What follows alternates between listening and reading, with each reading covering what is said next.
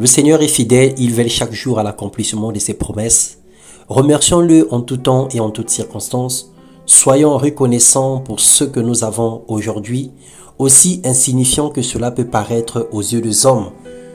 Nous bénissons le Seigneur parce que nous reconnaissons sa grâce et sa main puissante dans nos vies. Que le Seigneur vous bénisse. Bienvenue dans notre partage quotidien. Ce matin, nous allons partager la parole de Dieu sous le thème la pause. Faire une pause pour faire le point et avancer avec Dieu.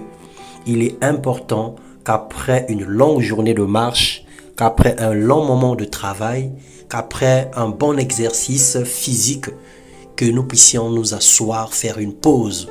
Pause pour prendre un petit café, pause pour prendre du thé, pause pour prendre de l'eau, pause pour reprendre le souffle, pause pour reprendre l'envol. Et c'est tout à fait normal aussi dans la vie spirituelle qu'il y ait des moments où nous fassions des pauses pour pouvoir réaliser d'où est-ce que nous partons, d'où est-ce que nous sommes venus et à quel niveau sommes-nous arrivés pour pouvoir estimer la chose à faire ou la chose à pas faire. Nous allons lire la parole de Dieu dans le Psaume 115, le verset 1 à 3. La Bible déclare que pourquoi les nations diraient-elles, où donc est leur Dieu? Notre Dieu est au ciel, il fait tout ce qu'il veut. Il arrive des moments où, à cause de l'apparence que nous avons, à cause des résultats que nous produisons, à cause des situations que nous traversons, que le monde se pose la question si réellement le Dieu que nous prions est vrai. Ou même nous-mêmes, on arrive à se poser ce genre de questions. Mais finalement, est-ce que Dieu est réel? Parce que ça fait tant d'années que je prie, j'ai pas d'enfant, j'ai pas de travail, je suis toujours malade, j'ai toujours cette douleur, j'ai toujours cette situation. Alors où est donc Dieu? La parole de Dieu nous a répondu que le Seigneur est au ciel, il fait tout ce qu'il veut. Il est important de réaliser que Dieu ne peut pas mentir et changer sa parole. Il a créé le ciel et la terre, l'univers tout entier et entre ses mains. Rien n'est donc impossible à lui. Si le Seigneur a créé le ciel et la terre et tout ce que nous voyons, ce n'est pas ta santé qu'il ne peut pas recréer, ce n'est pas un membre qu'il ne peut pas redonner vie, ce n'est pas des entrailles qu'il peut donner des enfants, ce n'est pas un cancer qu'il ne peut pas guérir. Non, mais le Seigneur accomplit sa parole. Et le bénéfice que le Seigneur tire de nous, ce n'est pas forcément ou égal à la prospérité physique et matérielle. Le Seigneur accorde une grande importance à notre prospérité spirituelle. Le Seigneur veut que notre esprit soit d'abord sauvé. Après le reste, il souhaite que tous les hommes prospèrent à tous égards. On ait une parfaite santé comme prospère l'état de leurs âmes. Dieu veut la prospérité de notre âme premièrement. Et le reste, la suite viendra. Mais certainement, les choses peuvent venir à cause de notre façon de marcher, à cause de notre façon de s'aimer ou à cause de ce que nous pouvons poser comme acte sur la terre. Dans Tite 1.2 et Luc 1.37, la Bible nous parle de la grandeur de Dieu, le Dieu illimité, le Dieu qui a toute capacité. Chaque fin ou début d'année, nous prenons des résolutions, nous faisons des vœux et des projets. À ce jour, la moitié des personnes ont oublié leurs résolutions. Quand je dis à ce jour, parce que nous sommes au deuxième semestre, nous venons d'entamer le deuxième semestre et passent à autre chose. D'autres sont bloqués ou encore abandonnent pour une raison ou pour une autre. En début d'année, tu as décidé, tu as résolu de faire quelque chose, mais au bout d'un certain temps, tout ce que tu avais déclaré sur ta propre vie, tu l'as mis de côté. Nous savons que le monde a tourné au ralenti depuis mars 2020, parlant de la crise Covid.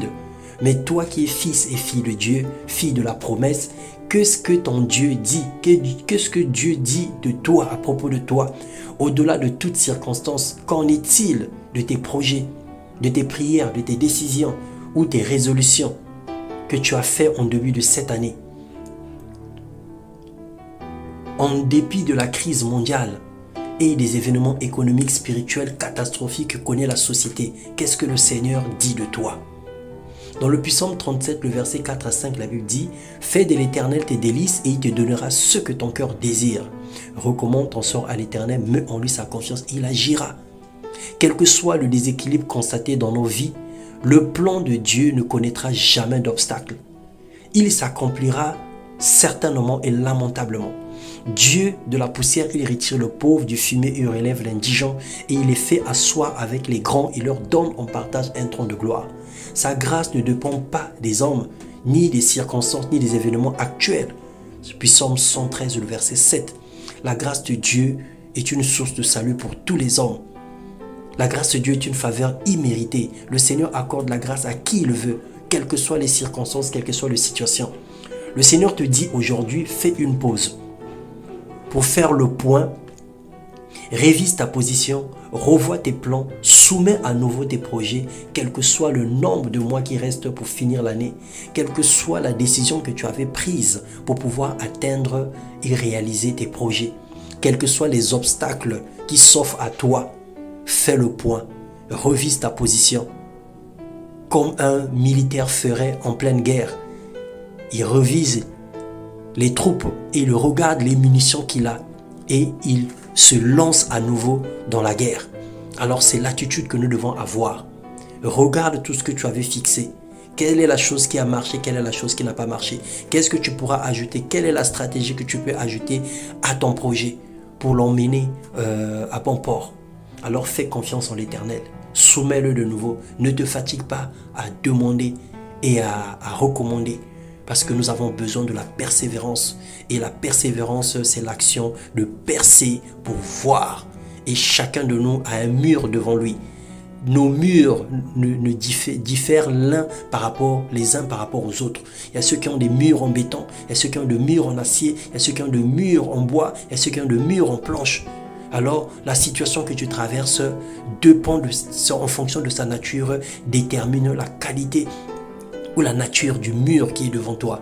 Alors, il faut que tu aies des outils spéciaux en fonction du mur que tu as à percer. Et donc, il faut percer pour voir le résultat qui est de l'autre côté. Ne te fatigue pas, n'abandonne pas, va jusqu'au bout du rouleau et tu auras le succès. Que le Seigneur te bénisse. Il te donne la capacité d'achever le projet que tu as commencé, quel que soit le nombre de mois qui restent, dans le nom puissant de Jésus. Amen.